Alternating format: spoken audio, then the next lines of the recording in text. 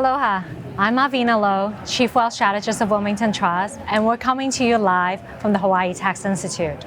On my left is my colleague Roberta Reddy, Senior Wealth Advisor from Wilmington Trust from our Los Angeles office. And on my right is our guest, Susan von Herrmann, partner at the law firm of Perkins Coie. So Susan, I'd love for you to share with us your thoughts about planning with international clients who are coming to the U.S. and buying real estate.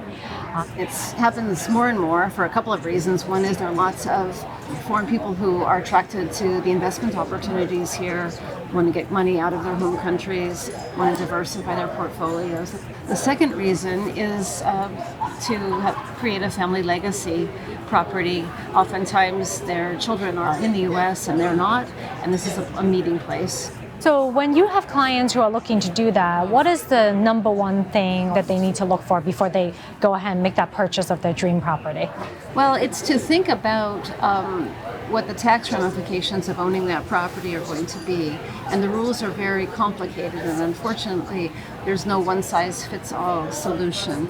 Non-U.S. people, non-resident aliens we call them, do not have the same estate tax protection that we have here in the U.S. For a U.S. person, the first $11.4 million of assets are protected from the estate tax when the client passes away. A foreign person, they're limited to $60,000. So if they buy a property here and pass away, the tax is 40%. And then on the income tax side, there are issues as well. Many foreign people do not want to be paying income tax in the United States, and there are different structures you can use to keep that from happening.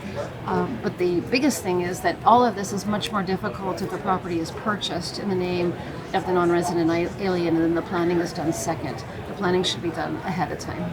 Is there anything from a legal or regulatory perspective that you think international clients should be aware of when they come to the U.S.? I think one of the biggest issues for international families is how transient everyone is now, and how the rules that they're used to in their home countries, our rules can be completely different. And when children come here for school, they stay, they marry here, they have families here, they're subject to our transfer tax regime. And so when they're working on their wealth transfer planning, they have to actually plan like U.S. people, create trust for their beneficiaries instead of just leave assets outright. There are tremendous opportunities along those lines as well, because assets that are transferred to trusts without gift or estate tax are also GST exempt. So it's possible to create very large trusts that last in perpetuity of a limited size. What do you advise clients about coordinating their advice and making sure that they take counsel in all the respective jurisdictions?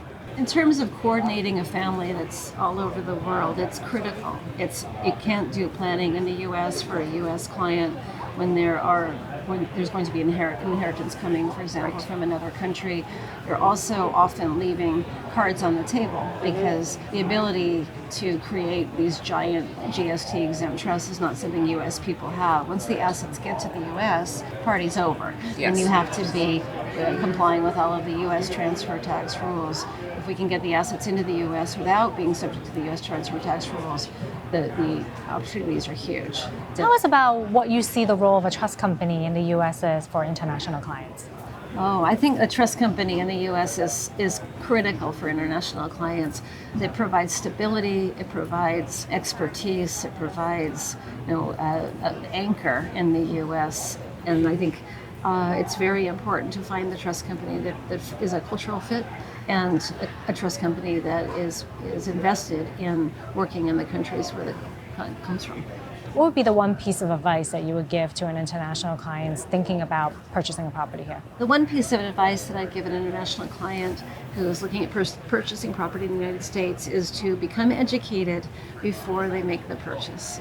Find an advisor that knows what he or she is talking about, and find out what the options are. It's important to look at what the goals are. Is the property going to be held for a long time? Is it a family legacy property? Is it income property? All of these are important factors and drive the optimal structure. So the advice would be find somebody who knows what he or she is talking about, and listen.